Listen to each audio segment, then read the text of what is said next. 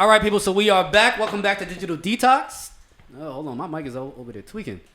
Welcome back to Digital Detox. I go by the name of MattViolinist. We got another special guest in the building. This man got 2 phones. That's how you know he making too much money. Got a personal and a business. We got the one and the only, the honorable DJ Itz Lit. What's going on, bro? All right. Thank you for having me. Yes, sir. Make sure that mic is, you know what I'm saying, close to you. Gotcha. Hey, man, how you feeling? You good? Yeah, can't complain. You know, working 24/7. Nah, that's a fact, man. Word. Bro, so you literally have like cornered the market in Jersey, in my opinion, when it comes to like the Caribbean market with the reggae soca brunch. So I wanted to bring you in not only because you're a dope DJ, but I think you also have a very interesting story as well too. So I wanted to like start to dive into what and how the reggae soca brunch became to be a thing. I don't know where to start. I think we should start from when I first started DJing, or I first entered the nightlife market. I was going to school at Rutgers University in New Brunswick the summer before I started going there. And I'm working overnight as a security guard. I have an iPad, and I'm looking up apps to, you know, help me pass the time by. And I ended up downloading this app called DJ Pro, and which is a like a DJ app for on the Apple platform. And I got okay at it, you know, just sitting behind a security desk, you know, doing 16-hour shifts, just sitting there downloading music. Yeah, putting it together. So over that summer before I went into Rutgers, I was at a kickback. There was no music. So I pulled out my iPad. I started playing music. I connect the aux to the RCAs in the TV, and then the music was coming out the speaker. So I ended up getting a booking from that kickback. Someone at the kickback booked me for like $300, and it was for like a cookout. And from there, I'm like, you know, I'm not really a DJ. I just have an iPad and a speaker. It was like, we got $300 for you. I was like, all right, I'll do it. Fast forward, I took that $300, bought another speaker, did more cookouts, ended up getting to Rutgers, New Brunswick. And finally, when I first went there, my whole goal had nothing to do with academics, which is horrible because just trying to become lit. Like, well, that's the thing. Like, my whole focus for my whole life was, you know, go to school, get your bachelor's. I didn't even think about master's, which is like, you know, go to school, make something of your life, you know, because we come from Caribbean backgrounds, so we know like what our parents did to get us to where, you know, just to get to the U.S. So you don't gotta be worrying about no girl, just worry about your grades and school. Yeah, I know how I go. Yeah, so that was the focus, and I definitely sacrificed a lot to even get into the position to go to Rutgers, right? That was like a whole journey right there. But when I finally got there, I would go to class, but I was commuting from East Orange, so I didn't really have time to do homework or study or anything like that. But I would stay after class to go to like the org meetings, like the Caribbean org or Black Student Union and stuff like that. And I would just be networking because I just made like, you know, $800 investment on some speakers, and I got my iPad. I'm trying to make that back. Nah, facts. You gotta put all of that equipment to work. Yeah, so you know, I got there fall of 2015, and I just started, you know, DJing house parties. Eventually, I would throw my own house parties. That's where me and Monica first linked up. That's tough. Yeah, so that was fall of 15. Then we got spring of 16. The ball is rolling. I felt like at that time I was the hottest DJ on campus. Just from momentum. There were other DJs that were really hot as well, but when it came to throwing your own parties and having like not followers, but having the community really come out because you posted a flyer to come to, you know, to an event that I'm throwing, I felt like I was it. You know, and that's no disrespect to any of the other DJs that was on campus. There's some really talented DJs that are really, really far, even in my opinion, further than I am today, that were going to Rutgers at the time. So fast forward to summer of 16, I threw something called Highlights Festival. And Highlights Festival was supposed to be just like a backyard party, but, you know, you got 3 guys that came together, all hugely ambitious, You know, one had his parents owned like a really big property that used to be a horse ranch. Now it's like has a huge backyard. Another guy, Monita Kai, was like a huge promoter at the time. Myself, I'm a DJ and promoter. So we got together, we put 1,500 people in the backyard, and we didn't only promote to the New Brunswick community, the Rutgers New Brunswick community, we promoted to all of New Jersey. So we had people taking road trips to come into this residential neighborhood and parking on people's lawns, peeing. That's crazy. Yeah, so it was crazy. We ended up on the news. There's a news article. The reporter came and interviewed the guy who lived at the house and everything. It was pretty bad, and we thought we were getting in trouble, but we ended up getting out a little clean. I know Walla had to go to court because I had booked him on it. That was my first time booking Walla. Shout out to him. He really taught me a lot about the game. Yeah, so I stayed in that college market. I trickled from not only the Rutgers New Brunswick crowd to then into North Jersey, and it got to a point where I had a full team, like it was a full network. I had a point man at every school, and each of them were responsible for 5 other people at that school. Each of those 5 people had to stay in a different dorm. So when you had a whole like street team damn near. Pretty much, but this is way past the era of street teams. Street teams were like probably like pre-2010. This is like 2016, where people's like older cousins used to be in street teams back in the day at that time. So technically was a street team, but it was very, very organized. Like when we go to like, let's say Keene University, I head up my guy Gideon, right? Gideon was the point man for Keene, and Gideon will have a group chat with his Keene people. So I would go with like 10,000 flyers, right? And we would hit one dorm top to bottom, but you got to sign in and all of that. And you don't want to go through that, because when people complain, they don't want to say, oh, this person doesn't go to school here. Yeah, it ties back to your name kind of thing. This was their sign in, so we would have them open the side door. The people that are in the group chat, they will open the side doors. And giving out all the secret little cheat codes now. Well, I mean, the algorithm is different. That was before, you know, the Instagram algorithm. Right. That was when you saw stuff as they were posted. Right. Back in that time. So, you know, in that time, this structure pretty much worked the best. And, you know, we'll go dorm to dorm. We'll hit Keene, then we'll hit Willie P. We'll hit FDU. We'll go to Seton Hall, Rutgers Newark, hit all the North Jersey schools, and then another day we'll hit Rutgers New Brunswick.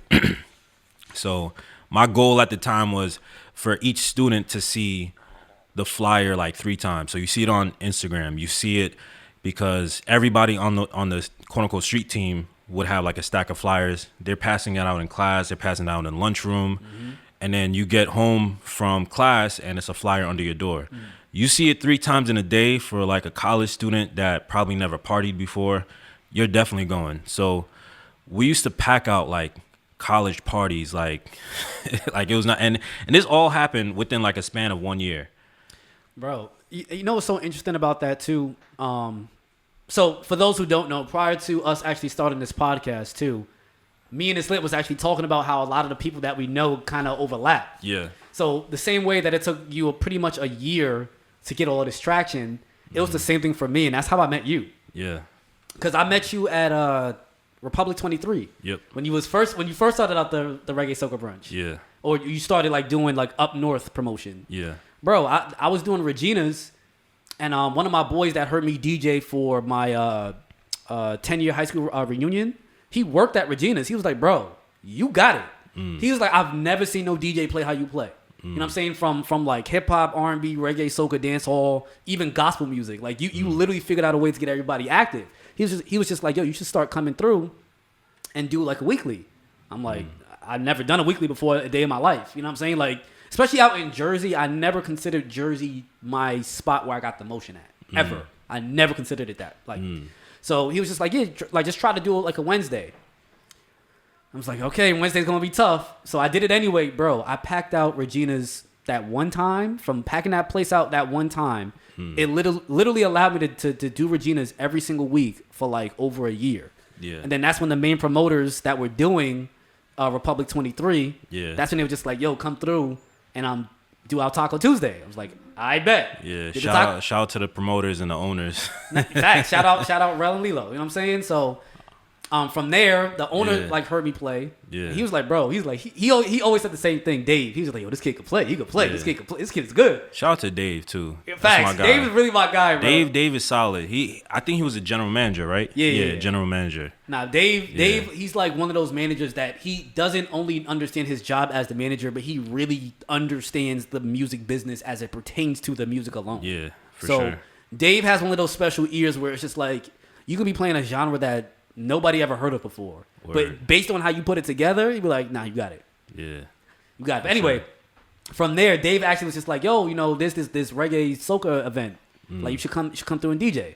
It's like, all right, I'm not doing anything that day. Showed up, I did my thing, and I'll never forget it. You had like 3 or 4 different DJs on the bill that time. And the controller that they had there, like the right side, like the play button was just messed up. You remember that? Shout out to my brother Frank White. I'm assuming he smoked the shot on there, like, you know. Nah. Frank, he's like very, very quick with the scratching and like heavy handed. So yeah, but shout out to Frank White. That's my guy.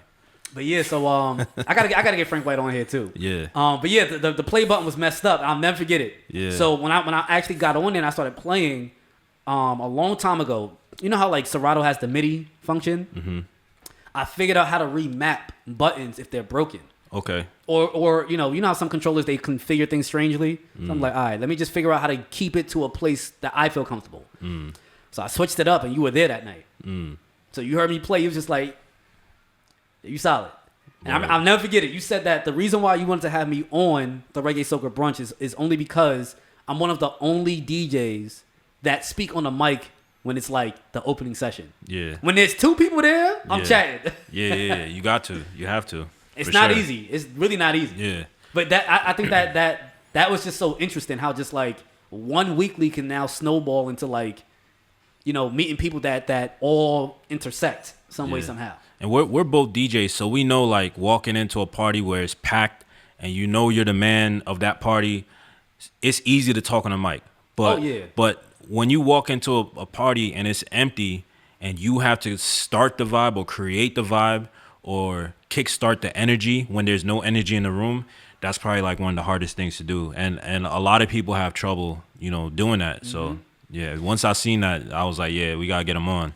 Nah, I'm down. Yeah. Like I'm telling you, bro. Like I tell people all the time, like the Reggae Soca Brunch is literally like an honor for me to DJ because that's the foundation of what I do. You see what I'm saying? Like obviously I know a lot more music, but it's just like when I really started to love music, it was like during that era of dancehall. Like literally the part that you had me open up and do. That's how I learned how to DJ. Yeah. You know what I'm saying? So I don't know. Personally, like I always try to advise DJs, like you got to learn how to let go of your ego. You see what I'm saying? Like, so I tell them all the time, I'm just like, I do believe I have headliner energy, like the skill set to do it, but it's just like, I don't mind opening. Like, I still get to DJ. I still get to like play what I want to play. Like, it's not a big deal. And I get to like set you up before you get on the set. Like, I think that's amazing. Yeah. You see what I'm saying? I definitely think the structure, because even with me, like I'm not the headliner, and it's my party that I've been doing for how many years, and I don't headline, so I set it up in a way where like, you know, we know what you're gonna do, and then when I get on, we know it. I don't want to say it's predictable because we switch up our music all the time, but as far as like the structure of it, you know, we know what I'm gonna do when I get on. And it's really just passing the baton to whoever that headliner is to take it home and really, you know, go crazy with the hits once they get on. Yeah, and I think that formula right there, like for me personally, I think that's the perfect formula for any party to go crazy. Yeah. So it's just like, I try to explain to other DJs that I may bring around and things of that nature. It's just like, I think it's cool after I like, you know, if I take it from 0 and I bring it up to 20 and I just have to maintain that. From the moment you play your first song, it goes from 20 to like 60. Damn. I think that's tough. Now, I honestly think that's super fire because it's just like, okay, people may recognize the music, but, you know, it might be before their time a little bit. But they can't deny that vibe is not there. Word. You know what I'm saying? So you don't have to clean up after my mess. Especially when we get Tequila Matt. Especially when we get tequila, Matt, then it's a whole different vibe. It's already at 70. It starts out at 78. Word. Now it's funny with the alcohol too, because I don't think I ever told y'all this. Like I had a moment, like I want to say like probably like 2 or 3 months. I'm just like, yeah, Monita and Itz Lit think I'm just like the weirdest DJ on the face of this planet. Because there was mad times like I would DJ, and once I'm done, shut off my laptop, put in my book bag, put on my jacket, I'm out. Yeah, I used to just look at me like, man, you leaving? Yeah. I'm just like, yeah, bro, I'm out. Word. But it wasn't personal or anything like that. It's just like most of my like real close friends, they don't live in Jersey. You know what I'm saying? And I know that like, although you have like the main scene out here, it's one of those things where it's just like, I'll be forcing it, trying to like interact. And I know once I start forcing it, dumb shit starts happening. So I'm just like, listen, if it's not there, just do your job. That's understandable. You know what I'm saying? It was never like, you know, but I was just like, these motherfuckers think I'm weird, bro. I already know, bro. Well, contrary to public opinion, like, you know, us both being in nightlife, I'm really not a party person. And I don't know if you caught that vibe from me so far, but if it's not my party, or if my boy not throwing a party, or if, you know, someone who is really close to me is not celebrating a birthday, I would rather be home on the couch or be home watching YouTube or learning something, taking a class. Like, I would rather do that. And, you know, we shared, you know, how old both of us are before this started. We get into that age where it's like, you know, we got to start putting stuff into perspective. You know, there's more things that are important than being hot in a club, like, you know, your health, you know, you know, spending time with family, you know, your long-term career, your retirement plan. Like, what DJs are thinking about retirement right now? Not much, not many. Even if you're blessed enough to make that kind of money, when you can actually think about it and also put something in motion. Yeah, you know what I'm saying? Like most DJs don't have that opportunity. Facts. At all. Facts. So it's. Bro, this conversation stems down to so many different things. Yeah. Like, I still haven't answered your question. It don't matter. What was the question? I don't even remember the question. You were asking about reggae soca, like how did it start, and you know, how did it get to where it's at? So I think we dropped off when I was doing Highlights Festival, and I'm at Rutgers. I got hot in like 1 year, you know, bringing 1,500 people out. And then that 1,500 people, you know, some people thought it was like just off of a whim, like a lucky chance. The following year, I did it at the waterfront in Newark, downtown Newark, and we put 2,000 people there.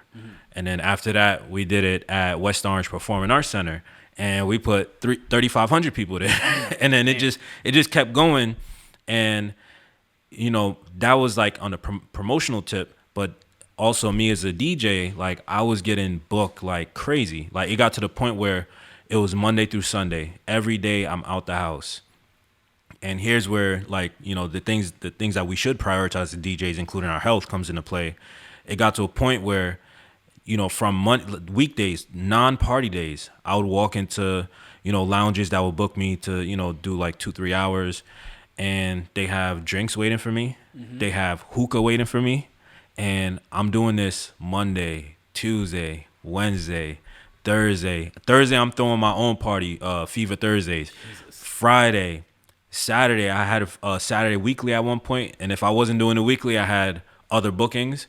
Or when I did the weekly, I would go to those bookings, then come back to my weekly. And each event, like let's say Friday is 2 events, Saturday is 3 events, Sunday is 2 events. Each event is like another check mark for drinks and hookah. And then you get to Sunday, and it's like I've been drinking every day. I've been smoking hookah every day. And over time, you know, I did that for probably like 5 or 6 years. Over time, it takes a toll on your body. And that's when I had to really sit myself down and figure out what my passion is, because my passion wasn't, you know, partying. My passion wasn't playing hip hop. My passion wasn't, you know, going to like a hookah lounge on a Monday night and playing music for 15 people. You know, it was good. Like I was doing really well at the time. You know, I was doing really well, and you know, in comparison to what the average DJ would do. And I think COVID came at the right time when it was ready for me to have a wake up call, you know, with my health and, you know, just why, like my purpose for being in the nightlife industry. So once COVID happened, even before COVID, I started, you know, started doing a Caribbean event. It was called Reggae and Chill. And I started it at a hookah lounge in Fords, New Jersey, which is like exit 130 on the Parkway. And it was a monthly. It's very similar to Reggae Soca, but I did it with another group, and it was 50-50, and it was really good. We brought out, that's the first time I brought out Trinidad Killer. No, I'm sorry, Trinidad Ghost. And then we brought out Trini King. I think his name is Kumi Mix now. Yeah, and a couple other, anywhere I could reach to bring the culture into Jersey. And this is before I even made the conscious decision that was my focus, even before that. So that happened, COVID happened, and then I told myself, like, I'm going to give this one more shot, and if it gets to a point where I got to start doing gimmicks or start, a different theme every night or stuff like that, or if I gotta beg people to come out their house to what I'm putting on, it's like I'm not gonna do it anymore. So that's where Reggae Soca came in. Chow actually made the link with me and Republic 23 when he was at my birthday party, like in it was December, and he's at my birthday party. He's like, yo, I want you to come meet my boy. He got a club in North Jersey. I want you to take over the Caribbean party there. So I go, I meet with Celeb, I meet with the rest of the people that was over there. Oh, I need Celeb on here too. Shout out to Celeb. Yeah, shout out to Celeb. Celeb got to answer my phone calls though, I'm not gonna lie. But yeah. That man's a family man now, bro. Yeah, so I met with Republic 23. That's how we kicked off Reggae Soca. And then from there, it got to a point where I stopped taking any hip hop bookings. I only did Caribbean events because, like I said, it's more spaced out. The market is still in its adolescence phase, so it's not like I'm going to be booked Monday through Sunday at a Caribbean event. Yeah, no. So you'll be lucky if you get one a week. Yeah. And in Jersey, especially Northern Jersey, you might catch one once a month. Yeah, correct. Unless you run into somebody like me who don't, you know what I'm saying, who's going to just play the music at during their classical night. I'm still going to bust some berries. Like, it don't matter. Yeah. Like, yeah. Jesus.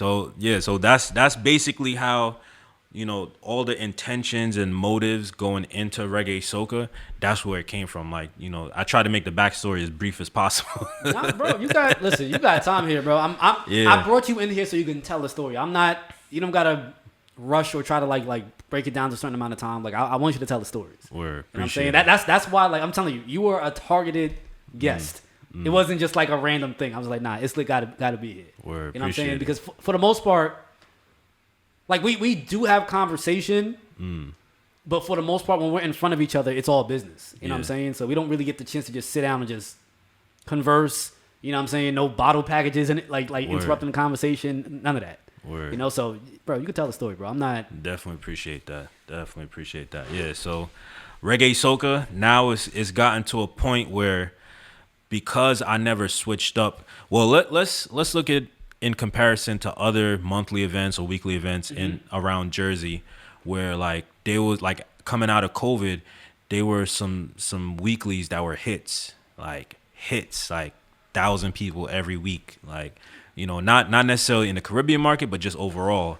And now, we're about to enter 2026, and a lot of stuff are not what it used to be during that post-COVID time.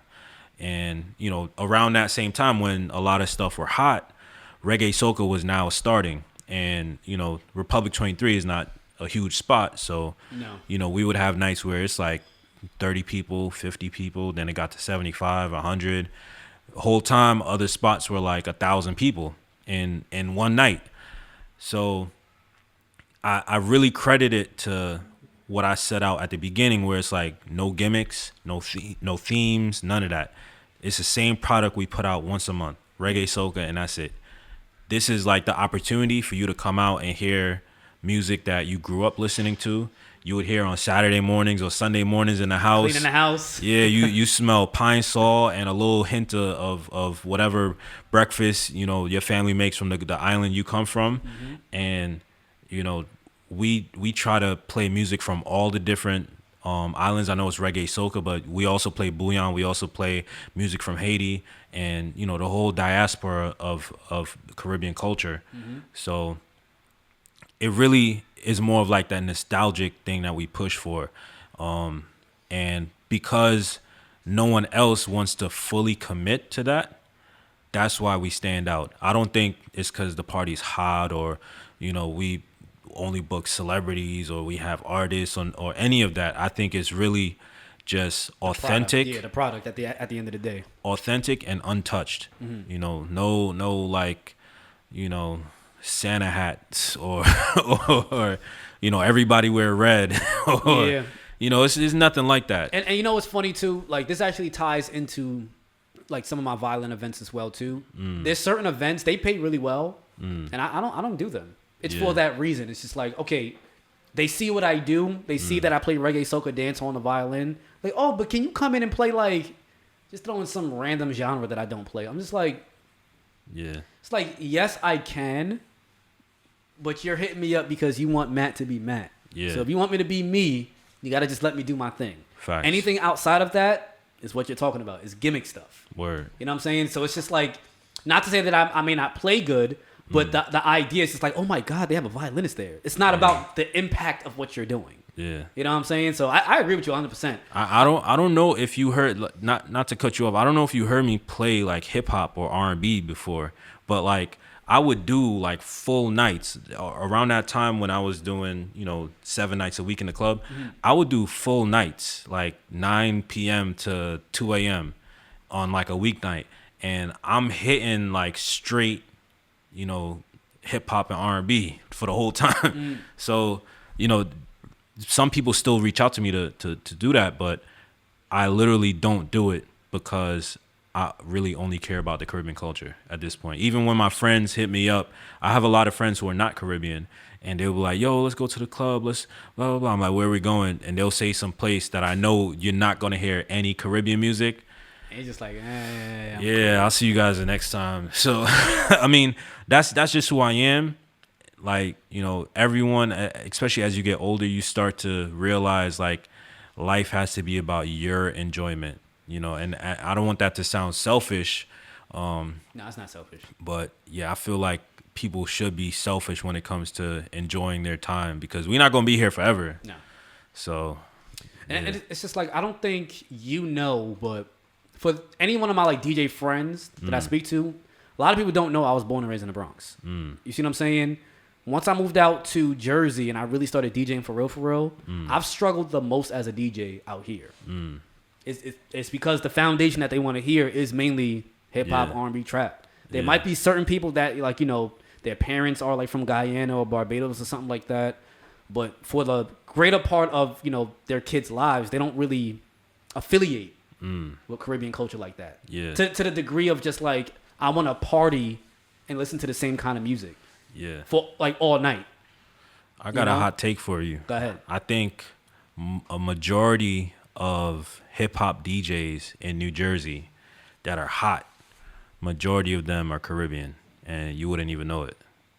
Because like you just said, in order to get hot in Jersey, you got to play the foundations of what Jersey cares about, which is like hip hop, R&B, and even Jersey club.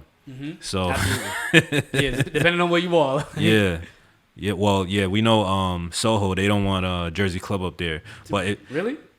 Well, we should probably cut that out. That's probably political. That's probably going too far out. But certain clubs don't want Jersey club because it brings like, it has like a certain connotation. I probably won't say too much more about Jersey club. I mean, we get it. I mean, I understand why owners would do that. Yeah. That actually leads down another conversation too. But we can talk about that another time. Yeah.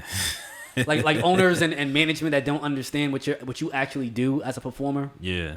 And so coming out of like 2020, 2021, all the mainstream DJs, they would know Caribbean music because they would hear me play it, and they would go do their sets at these other parties. They would be like, yo, Itz Lit, when you gonna book me on Reggae Soca, or when we gonna do something together, or just trying to work with me. And I'm like, I walked away from all my bookings, like all hip hop, R&B, all the stuff that they still saying yes to. I walked away from all of that.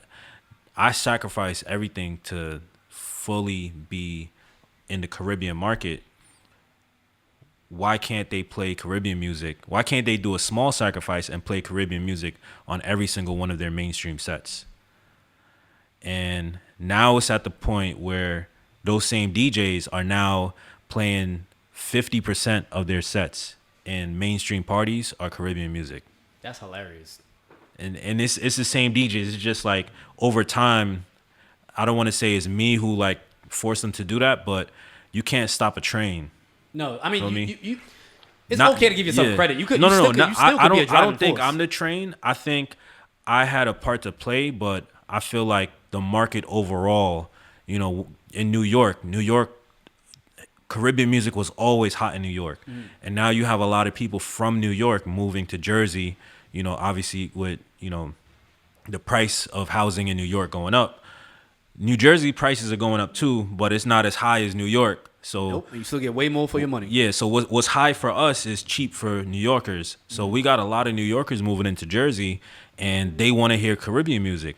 And they might not even be Caribbean, but that's what they grew up on, coming out of Brooklyn or Queens or the Bronx or you know. People don't understand that, bro. Like, yo, you literally, first of all, like there are communities that have strongholds as far as like a certain demographic, but overall, you hear everything, no matter where you go. No matter where you go, I'll never forget it. When I had to like start learning how to play like Hispanic music, bro, I was surprised how much music I knew just from being inside the bodegas. I was never really checking for the music, but it's just like, oh, I remember that guitar solo. That Edgar Crespo. Oh, man. You know what I'm saying? So I thought that was like so cool. I was just like, you're literally forced by hook or by crook to, at minimum, know what's hot over there. Word. No matter what age demographic, no matter like what your ethnic background is, you're going to hear all that music. Word. Over here, it's not like that. Yeah. It's not like that. And I think a lot of it has to do with this is a silly theory, but I think a lot of it has to do with the fact that you need a car to go most places.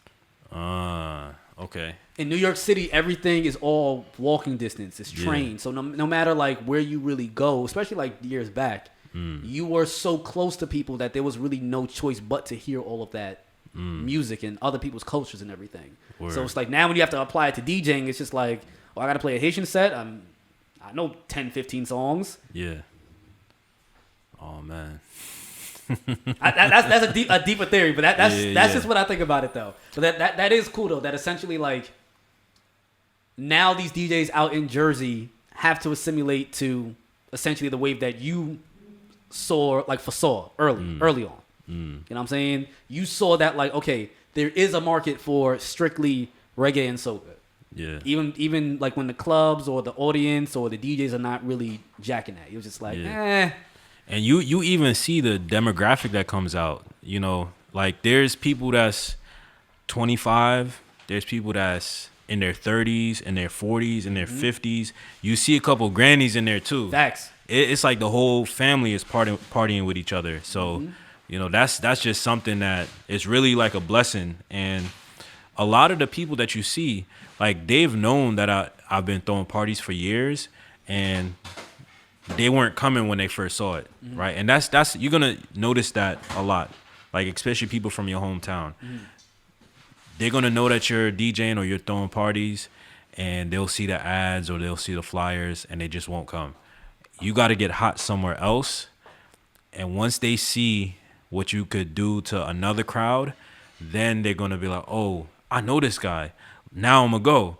So it's like a delayed, a delayed realization that, you know, you could handle what you're doing. So yeah, a lot of the older folks you're seeing now, I know them from growing up, and they've always known that I've thrown parties or DJing, and you know, they're now, you know, they now caught on. You know, it's funny that you said that too. I tell, if there's any DJs or musicians that I'm mentoring, when they ask like, oh, how did you get to the Garden? How did you do this? I'm just like, bro, whatever hometown you're from, just leave. Don't worry about that. Like, oh, but they're haters. Then they're not supporting me. I'm just like, do they have to? Yeah. They don't.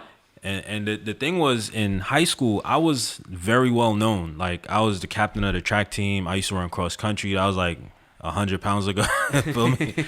And I was senior class president. So everybody knew me. Everybody followed me on Facebook and Instagram. And once I got to New Brunswick, I would post flyers like, everybody come out. And I'm thinking like, you know, so much people from my hometown is in New Brunswick. I'm thinking they all going to come out.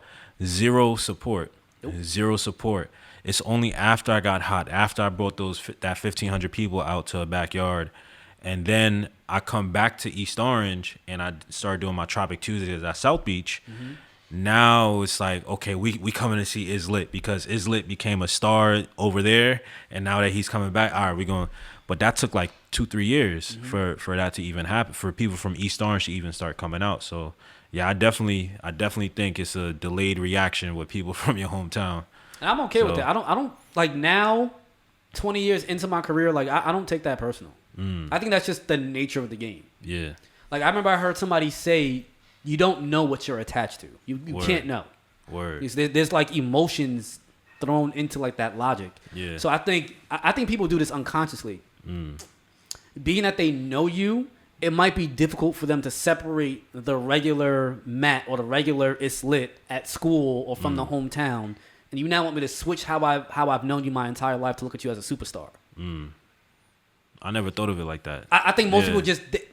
I think that's like the real disconnect. Yeah. But when you go outside of your town, these people don't know you for who you were. They only know you for who you are. Yeah. Yeah. You know where I learned this connection? How I learned this connection? Bro, I learned this with women. I didn't get it. You know what I'm saying? Like you know, back in the day, you know, when I was still trying to figure it all out, figure out the game, figure out women and everything. Women suffer from that same situation. Even if you were like once that like snot-nosed kid, and then now you're like the man in high school or college or whatever. In the back of their mind, you're still the snot-nosed kid. You go to a different town, a different college. Nobody know those horror stories. Nobody knows them. They just see you for who you're presenting yourself as now. Facts. And it's just like I started to have success there, and I started to apply that same thought process, that same format to DJing too. Y'all don't like me here, I'll just go somewhere else. And everywhere else, people like literally adore and love me. So it's just like, who's really the wrong one here? Yeah. Damn, that's deep, yo. My brain, I just came from work, bro. He's like, my brain feel crazy right now. My fault. And you just ate too, you know what I'm saying? You probably got the itis now too. Like, oh man, yeah. But nah, I mean, I don't know, man. There's a lot of things that I've figured out through in this business that have nothing to do with the business at all. It's more so just understanding group psychology, if you ask me personally. So I remember I was literally recently watching an interview of Aaron McGruder, the one that made the Boondocks. Okay. And he was kind of giving like his talking points. He was just like, the main talking point was this: if you get them to laugh, then you can get them to listen. That simple. Number two, he was just like, don't ever be corny. Yeah. So make them laugh, don't be corny, and essentially present it properly. You do that, you'll get most people to, at minimum, give you an opportunity to do what you do. I'm like, nah, that's actually... When I like look back, I'm just like, okay, a lot of the issues that I had to do with stuff like that. Wasn't making people laugh. I wasn't, you know what I'm saying, being corny. It was more so you're not meeting the people where they are. You're trying to bring them up to you. That might require, 8 more years of schooling to do that. You know what I'm saying? Some people just can't do it. Yeah. Can you dumb it down for them? Yeah. If you could do that and you could speak their language, then you can find success. Word. You know what I'm saying? So. Yeah, I think that makes sense. I think, what do you think is the best advice you could give a DJ now starting out?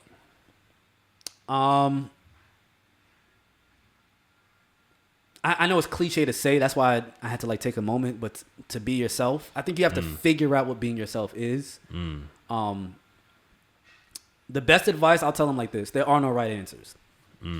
There are no right answers. It's not like school.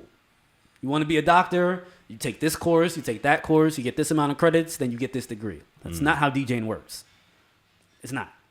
Sometimes you got to start your own wave and you find success. Sometimes you have to join somebody else's wave. Yeah. You see what I'm saying? So it's just more so a situation of just like,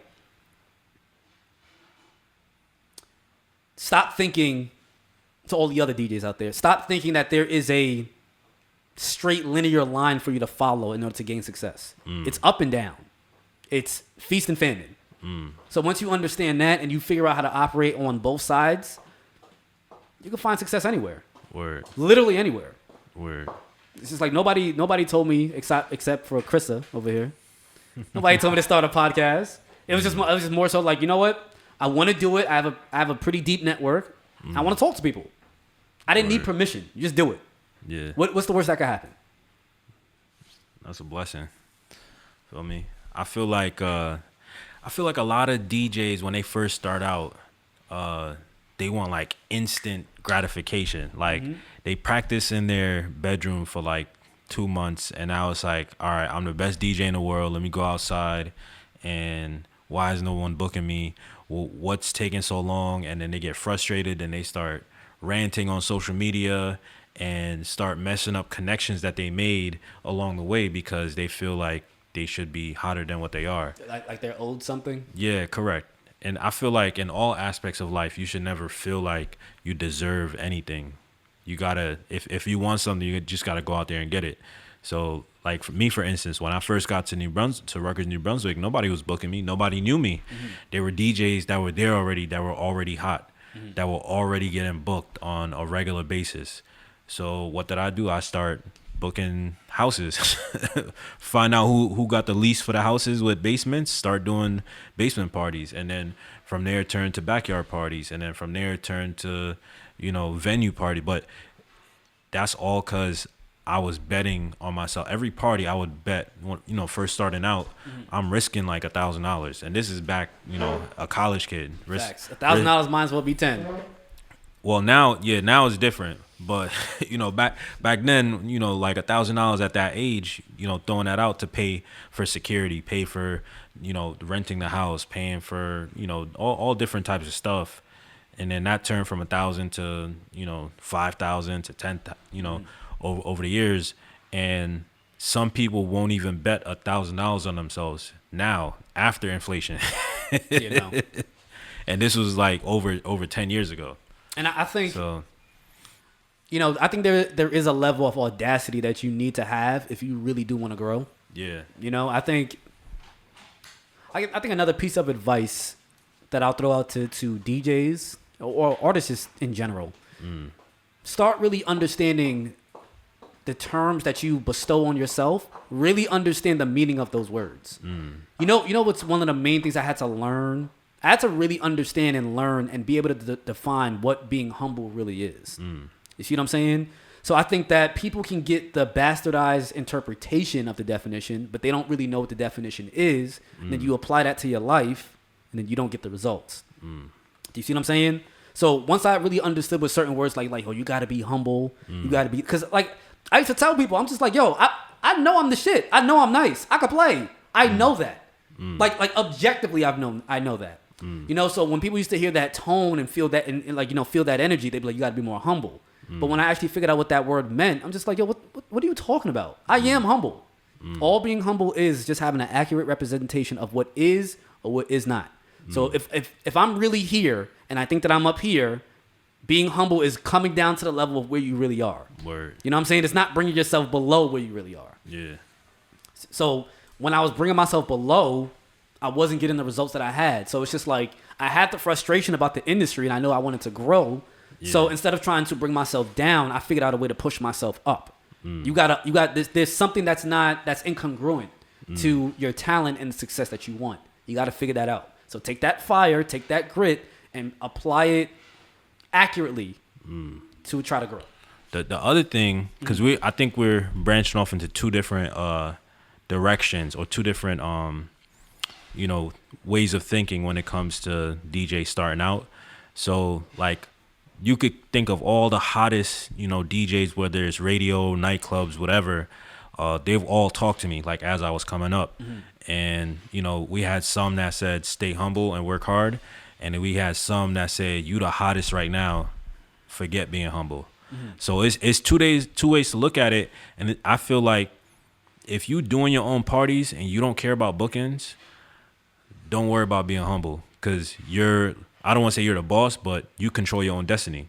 Yeah, if people like you, they're gonna come out, they're gonna pay the money at the door, they're gonna book you for their weddings or whatever. And if they don't, then there's more people out there that will. Versus, if you wanna be a worker, I don't want to say be a worker, but if you wanna get booked and you want everyone to hit you up for bookings, but you're not really into throwing your own parties, that's when it's like, all right, let's be politically correct here. Let's be humble. Let's not say what we're not supposed to say. And, you know, I feel like you got to decide early on which direction you want to go.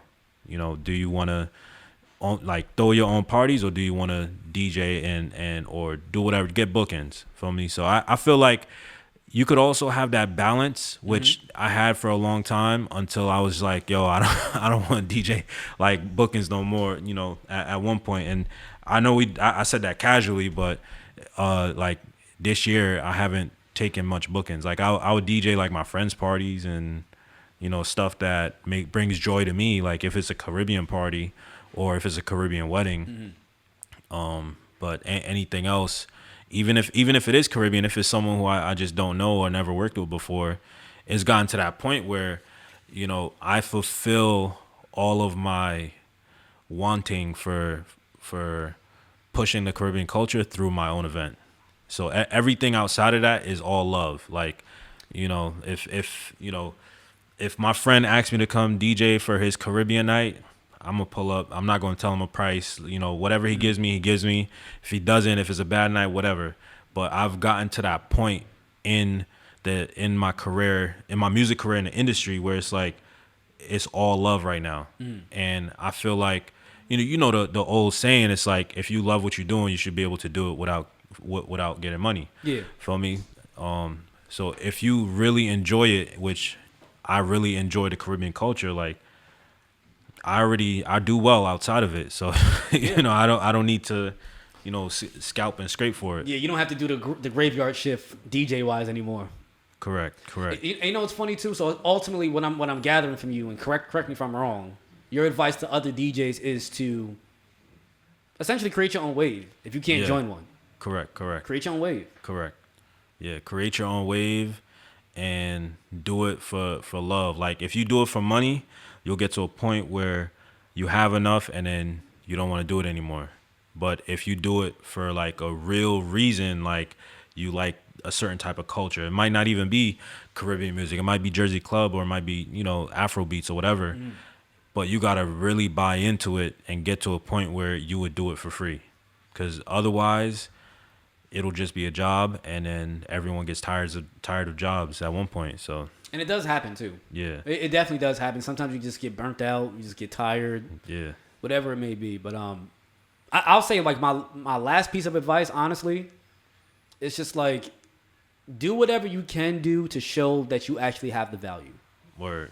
You see what I'm saying? Word. If I didn't meet you at Republic 23, and I've done this at a bunch of different restaurants and lounges, any place where I've gotten a weekly at, I probably have done this before. I'll tell them exactly who I am. I'll give them the figure that I'm trying to get paid.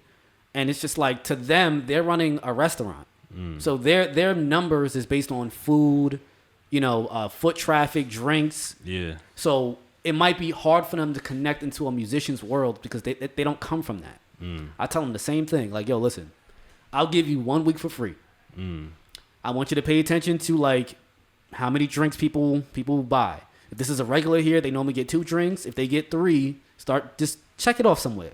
And I'm just like, if I'm here and I don't make you more money, no blood, no foul. You don't got to pay me.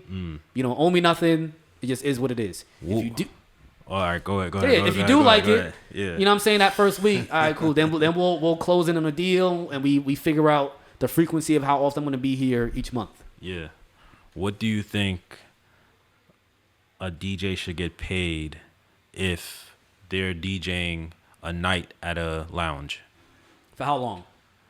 Let's say they're the only DJ for the whole night. Like 9 to 2? 9 to 2, 10 to 2. Is this a hole-in-the-wall lounge, or this is like one of those posh, fancy lounges? Let's do... Low tier, mid-tier, high tier. Let's do mid-tier. Mid-tier, so you're doing 9 to 2. I'll say at bare minimum. Oh, let me also ask you, is this DJ like a full-time DJ? Do they do this for a living? Yes. I'll say 400 to 500 on the fair side. if they're booking you at least twice a month. Okay. Because if you think about it, that's $1,000 a month. Yeah. Do you see what I'm saying? Yeah. If you do one weekly, depending on where you live, that could be like a third of your rent or something like that, or just about half, a little over half. You see what I'm saying? So if you're doing this full time, you need full time money. You got to be able to live in the state that you reside. Word. You see what I'm saying? So I think $500 for like, regular DJ. They got the skill, they got the talent. They might have some notoriety and some motion, but for lack of better terms, they're just run of the mill. Yeah. I think 400 or 500 is fine. Yeah. If you touch that 3 range, they better be booking you every week. Yeah. Every week. I feel like we should talk about like the business behind like parties. So like in order for a club to give you, 500 in a night, how much are they bringing in? How much foot traffic are they getting, and stuff like that? Because like a lot of times, I feel like a lot of DJs are like, yo, I'm worth this, I'm worth that. I should be getting 800 or I should be getting 1,500 or 1,000 or, so what do you think goes into being able to afford that, like from a club owner's standpoint? Well, so do you want me to speak from like a promoter side or like the DJ side so they understand why they are or are not getting that kind of money? Let's give from both sides. All right, so I'll start from the DJ side because I've been in this position before where it's just like, yo, like I want to get this paid this amount of money and everything. And although I could technically be the most skilled and most talented, is that value now translating into more money into that establishment? If it's not, then you're not worth what you're asking for. You see what I'm saying? Word. Because in clubs and lounges, that money spreads like pretty thin. Yeah. People think that they're swimming in money. I'm not saying that they don't make money. Yeah. But it's like if you're gonna justify a high price, it has to be worth it across the board. Yeah, a lot of things not what it looks like from the outside. I mean, but it's just like on a personal note between you and I. Yeah. Like, I don't know if you notice, I never come to you if there's something that I want. I never come to you with the entitlement attitude. Like, you owe me this. It's like, hey, this is what I want. If you can make this happen, cool. If not, no problem. I still be there on time. I still do my thing. You see what I'm saying? But that's also me having the perspective from both sides. So from I guess like the promoter side or somebody who's throwing an event. Again, I think it just still boils down to the same thing. Yeah. If I pay you more, am I getting more value? Yeah. It's either yes or no. Yeah. You see what I'm saying? So for me, once I understood that this game is really about value and how you display it, you don't always have to get paid to display your value. So this goes back to like, are you doing what you love, essentially? Yeah. Because I don't work for free, but I do understand that a lot of the opportunities that I've gotten came from me giving something away. Even at Costco, they give away free samples. Oh man, it's the truth though. Yeah. People don't know about this off-brand Gatorade until they try it. Word. I may not want to buy it yet. Yeah. I'll try it though for free. Yeah. You're like, oh, this is fire. I bet a case over there, that joint is $13. So yeah, I think it just comes down to value. And I'll be honest, bro. Some of the events that I've gotten where I've gotten paid a lot of money, it was never gonna just come from the owners. They were never gonna think to pay somebody like that. A lot of these events, bro, that I've gotten, I had to put the idea in their brain, one way or another. Word. So it's just like, I'm not gonna say what establishment this was, but I met these people met me online when I was posting covers every day. Invited me out to do like her 40th birthday party. Kid you not, I've never seen decorations this beautiful before in my life. Like them decorations expensive, bro. And these were like high end, like they got it kind of decorations. Yeah. So turns out that they're like a really super high up when it came to like this specific establishment. I'm not gonna say where. So I saw what they had there. Brought me backstage, and they were just like, yo, we've been watching you for X amount of time. We literally gathered a family anytime you post something to show it to everybody. I'm like, yo, this is crazy. To me, I'm just MattViolinist that lives in Jersey. I ain't nobody. So they was like, yeah, you got to come out to the spot that I actually work at so you can actually see what's going on there. So I went out there twice. First time I just went out there to just go see what it was. Yo, I was just looking around like, yo, what is this? Yeah. Like, this kind of money really exists like this? Yeah. So they brought me to the club where like all the main stuff goes on. And this is the second time I went out there. I told them I want to have a meeting with them. Bro, I had to put all of those ideas in their head. I'm like, yo, what if you had me DJing and I came outside playing the violin? You know what I'm saying? So they were both smoking hookah just like, that's a good idea. That actually might work. That might work. So how much would you charge for that? Would you do that for 2 hours, 1 hour? I start giving them a bunch of different numbers. Yeah. So wherever that falls in, after I planted that seed in their brain, then I was able to really start making that money. But I had to display the value some way, somehow. Instagram was free. Then by the time I like made friends with them and built that relationship, I was able to plant that idea. Word. That's what really led to the money. Word. You know what I'm saying? Yeah. Is that a ramble? No. I think that was very like intact. Like when I first got approached to do a weekly event, that I finally got the opportunity to do something with a nice size spot, close to home, close to people I grew up with. It was the same thing. They offered me, I think it was like three to five, somewhere around there, to take over the whole night. And I'm like, cool, I'll do it, but let me make a flyer. Right? And then, it got to a point where it was getting flooded and they were doing free entry. So I'm like, okay, well, give me the door. I'm getting it flooded. You guys are making X amount at the bar on a weekday night. That's free labor too. Yeah. So weekdays are not easy. So it got to a point where, I had to do it for that 300 to 500, but in the long term, after the first week, the second week, I'm, that door, anyone who threw a party before, what comes in at the door. And then obviously at that point now I got to bring in like an opener. I got to bring in, like a photographer, a videographer. I got to pay for high-end flyers, run ads on those flyers. If I'm going to print out physical flyers, I got to pay. So the cost went up, but at the end, I was able to push my brand, make a little bit extra, and really put my stamp on that venue to the point where people didn't really know that venue for the venue. They knew it for you, for my event. So, that's just my take on. I always look for a way to like, put my stamp on stuff. But I'm starting to calm down now. I'm not gonna lie. Why? I'm starting to calm down. Why? My knees hurt, my back hurt. I'm getting old. Man, just hit the gym and stop eating sugar, man. You'll be fine. Oh man, yeah. But now I don't know, bro. I know this conversation is about advice. I try to stick away from giving people advice. I'll teach people, but I wouldn't necessarily give advice. Like I had this one, some white girl. She asked me, she's like 16. She's like, what advice would you have for like a young violinist? And I just don't listen to violinists like me. That's the advice. 'Cause they don't know. But it's just like, for me to become MattViolinist, especially in this day and age, I'm just like, bro, there's a lot of things that I did that people would never advise me to do. Cursing out owners, you know what I'm saying? Like, I'm really shaking down like managers and owners if they're trying to lie on something. Like, I'm like, bro, I would never say, hey, it's lit. You should be just like, I would never do that. Do we want to start the conversation about owners? Yes, please. Thank you. Please. Oh, man. Let me touch that. You can start. You keep talking. Might as well fix all of these right now.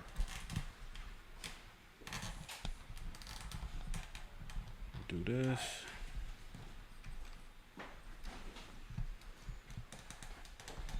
How much more time you got? So right now it is 7:51, and we already did an hour. Probably like 20. That's fine. I'm trying to get this to. I'll stay up. My fault. Nah, I just don't want it to block my face. No, you good. You good. Yeah. I can see your face. All right, there we go. All right, we good? Yeah. So let's talk about owners, sir. All right, so I've Air had out those grievances. Yeah, I've had like really great relationships with owners and really bad relationship with owners. But before we even talk about owners, I feel like we should talk about relationships in general, not necessarily romantic relationships, but just everyday relationships. For a long time, I only cared about like having good relationships. Like whenever I meet someone, I'm doing business with them or I'm just saying hi to them, I always try to be as cordial as possible. You know, if I know someone could bring like a benefit towards me, you know, I need to invite them to this family gathering, make them feel like they're part of the family, and like go above and beyond to really nurture relationships. And that worked out for a very long time. But then it got to a point where that was not reciprocated. And I'm not talking of any one specific situation, but just overall, it's like, you know, you do all this work to develop relationships and that is not reciprocated across the board, especially in like a business setting, you know, when you're putting in that much effort to your professional relationships and you're not getting it back. So after years of doing that, now I'm at the point where I don't care about certain, like I care about relationships, but I'm not going to cry at night, you know, if someone says, all right, Itz Lit, I don't want to work with you no more, or, you know, your time here is done, or blah, blah, blah. I'm not going to cry. I'm not going to cry. But there were times where, like, especially with club owners, where I would pump so much energy into these venues and the venue would get hot because of what I'm doing. And then I start getting less dates on the schedule. I fall off the schedule. And it's like, I'm over here like I feel like an owner because of how much effort I put in. So without the owner benefits. Correct. So, you know, that's one piece. There are owners who have really done well by me.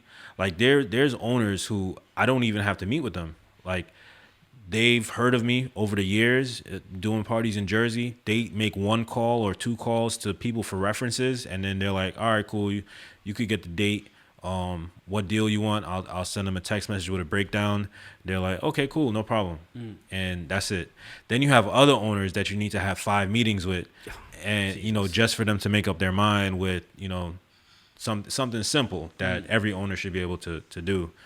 Then you have some owners where they promise you one thing and you never get it.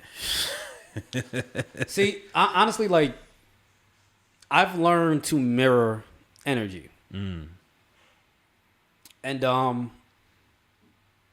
here's the reason why I do it this way. This is how I keep my relationships intact. You treat me good, I treat you good. If somebody, like let's say for one of your events, if you said that the event starts at 10 and I show up at 11:45, like nothing's going on, just chill. And it's just like, despite what my role was, I still played a vital role to making that event go off. If you were to get upset about that, and let's say you were to yell at me, I'd be like, you know what? That's my fault. That was my bad. I should have planned my time better. Don't even worry about it. Don't even pay me for this one. I got it. If you, now, let's say if it wasn't you. Let's say it was like another manager or something like that. And they try to talk to me. You know, outside of, I didn't do anything wrong. Objectively, they're on time. I'm doing my job. And let's say they cross a bound, a line. They talk at me, bro. I'm lighting your ass up. I don't give. Like I'm not even, bro. People laugh when they see me do it because they see me work professionally and they think that like I got this innocent face and I play the violin. Yeah. I don't think that they understand that side exists. Yeah. But my thing is this, bro. A lot of these owners, they almost treat freelancers, DJs, whatever, musicians, they almost treat them like employees. From this point of view. They treat us like employees from the point of view of just like, if you don't do what I say, I can fire you. Do you see what I'm saying? Yeah. So I tell these owners to their face, I am not your friend, I am not your kid, and I'm not your pet. Yeah. Watch who you're talking to, because this will get very ugly. I'm dead ass. I'm not even joking with you. You see what I'm saying? I don't work for you. I'm working with you. Okay? If I did something wrong, I wouldn't even be mad. But you are fully pushing that line. Yeah. So it's really up to you on how you want this night to end. They normally just like, whoa. Yeah. Because nobody there really has any power to talk to them like that. Yeah. And it's just like, dog, something's wrong, just let me know. I get it. Yeah. But if you cross that line, dog, that professional switch goes right off. Yeah. Right off. And they kind of like take advantage of that idea of just like, being that I'm the boss, whatever I say goes. I can talk to you any kind of way, and I'm just like, I hear you.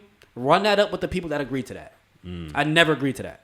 Yeah, luckily I never got into any situation like that with any owners. Like most owners, because like that's the thing. Because by the time I started getting into clubs, I was already hot. So it's like they want me to be there. So like I walk in, they got drinks and hookah waiting. I don't gotta ask for it. Like it's sitting there waiting. Great hospitality, you know. But yeah, like as far as like from a promoter perspective, like when I first started throwing my own parties in clubs, this promoter, his name was Squirt Dog. Don't ask me where that name came from or nothing. Shout out to Squirt Dog. But Squirt Dog from Plainfield, he said after your first event, never keep the deal the same. Like once they see what you could do, back to the drawing boards. All right, next event, boom. All right, we gonna renegotiate. So, you know, I did that a few times, but that works both ways because it's like you're going to be hot and then you're not going to be hot. So do you now get paid less money? Yeah, so that's the thing. So, you know, I try to keep that middle ground, but for the most part, most of the places that I'm at right now, like the owners, like they really like, I don't want to say they give me anything I ask for, but you know, I don't have to beg to, you know, to get stuff done. And, you know, the work speaks for it. Because how many years was it? I don't even know what year we're on. Year 4, year 3. I think we're about to finish year 3 and do the 4-year anniversary. Damn. Yeah. Damn. Yeah. You gonna do it up for that one? Something special? Well, I don't know. I know this podcast is more about like DJ stuff. No, bro.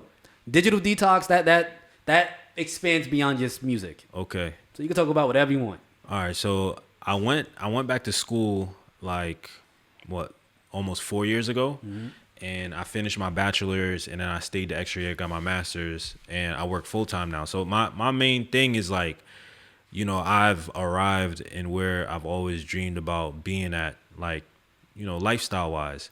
You know, I could afford to do things that, you know, I've only dreamt about doing before. Now it's like my everyday reality to be able to do certain stuff. So like we said early on in the podcast, it's like health, you know, spending time with family, enjoying your everyday life. So, you know, my thing is, how can I make every day enjoyable, right? And when it comes to DJing, sometimes, like I said, I would rather not be in a club with 12 people and, you know, on a Tuesday night when I could be home spending time with family, or I could be home relaxing. So that's like the route that I'm going now, and especially because I have a career now outside of DJing, I don't necessarily depend on it as much. And yeah, I'm trying to like come up with an exit strategy, bro. I feel that. Because we you know, I'm 31, I'm about to be 32. We're around the same age. And we all the same age. Yeah, we definitely the same age, bro. You know, definitely. Like, do I want to be 40? Still, you know, DJing? Not necessarily still DJing, but still like, you know, doing stuff where it's like, if people don't come out, I'm not gonna be able to pay my bills. I feel that. Yeah. I feel that. And you know, it's funny too. I think that's the toughest part about this business. It's never about the hot and not. It's about what's in the future. Yeah. Are you going to have the energy and the patience to deal with the ups and downs of this business? Yeah. You know? And, Facts. you know, especially with the advent of AI and after COVID and everything, but the complexion of things did change. So it's just like, is your brand of DJing or entertainment still going to be something that people are like sorting after to pay for? And we don't even know if DJing is going to be a thing like in the next 5 years. It's going to be 10 years. It's the reason why this is actually a good conversation right here. The reason why I think it's still going to be a thing, although AI and the models that it has, it's good. It can't really make the decisions like we do. All right, I'm about to blow your mind. Pause. Like, look at this, right? When you go into clubs, high-end clubs, what do they do at the door when security, they ask for your ID, right? and they scan the back of your ID, and now you're in their database. If they ban you from that club every time you scan that ID, they're not gonna let you in because it'll say banned. Once it comes up. What if? And same thing with Real ID. There were some ideas with an expansion of Real ID where it'll have like your immunization record on it. So essentially, you're going into like the social credit score, CBDCs, and all that kind of stuff. Not that far, but what if your ID had a connection to like your Apple Music or to your Spotify? So everybody coming through the door, you already know what their music preference is. And I'm not talking genre wise. I'm talking down to like favorite songs and favorite subgenres. Okay, so you put 300 people in a club, and that computer that just checked everyone in at the door now has all the songs that everyone listens to in their database. It could start developing patterns and start seeing what correlates to try and connect with the most amount of people in the room at one given time. And then, it might be a 50-50 where half the people like this or half the people like this, and then like half the time play this, then the other half play that. So, and that's me, a human being, coming up with like a random idea like that. That ain't random. And bro. That's actually a good idea. Yeah. And to add on to your IP, whenever you make this patent, I want 15%, sir. What would be cool too with that same process, it's like obviously there are going to be songs that intersect from people's playlists. So maybe aside from your ID giving the AI your musical database, it could probably start making decisions based on what everybody else is listening to in conjunction to what you have. Word. So it's just like you're one person, but out of these 3,000 people, 1,500 have this one song that they listen to within the last 2 weeks. Word. Now it inserts it there. Word. And being that it is machine learning, it's not going to be perfect in the beginning. Apple Music and Spotify weren't perfect in the beginning, but over time it got better. Now when I turn on Apple Music, like it's playing songs that I really like, and it's songs that I may not have known the name of before, or I may not have downloaded or added to my favorites or anything, but it might be on the same rhythm. It might be something that I heard when I was somewhere else. So I have my argument is that DJing might be on a downcline, and I started DJing a little bit over 10 years ago, and I learned on an iPad.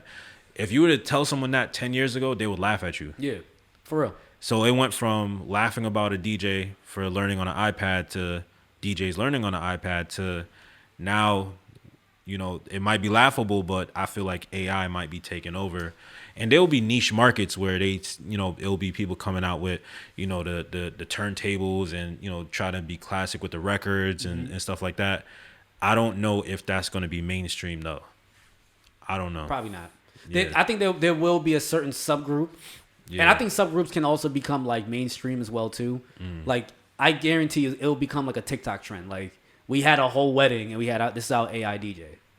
This like maybe it might be models built after certain DJs. You see what I'm saying? So maybe you can start using the prompts to like have the machine learn how Itz Lit DJs or how I DJ. And it's like, okay, based on what you like, which one of these models do you want to actually entertain these people for this amount of time?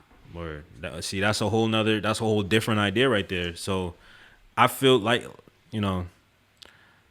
DJs, we got to start getting jobs, yo. I ain't gonna lie. We gotta start get into the trade fields, man. I know a lot of DJs who work in IT. I know a lot of DJs who work in engineering.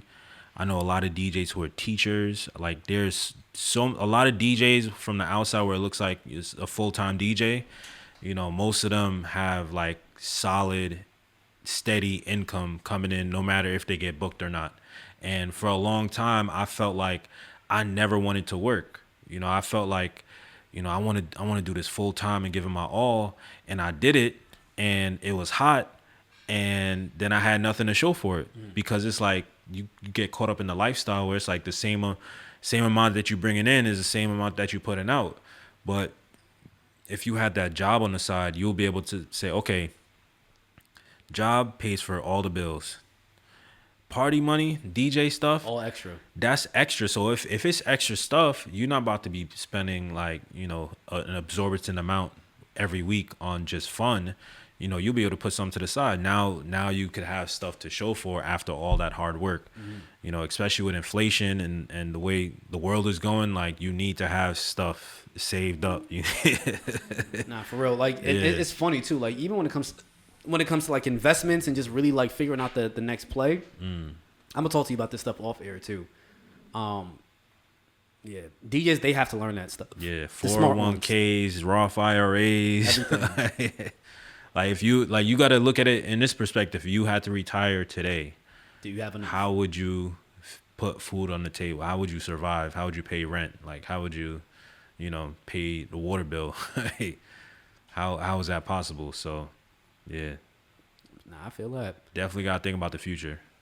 Nah, that's a fact. And I think that's part of the reason why all that hookah and smoking and everything for you, why I probably got old. Because like it's really fun in the beginning. It's like, yo, this is all I wanted. Yeah. And when you really start doing it as a job, it's just like, dog, I got to work tomorrow, bro. Word. I got to work out tomorrow. I can't be fried. Word. That's another reason why I thought that you guys thought I was weird too. 'Cause at one point before Tequila Matt came out, I was never really drinking like that.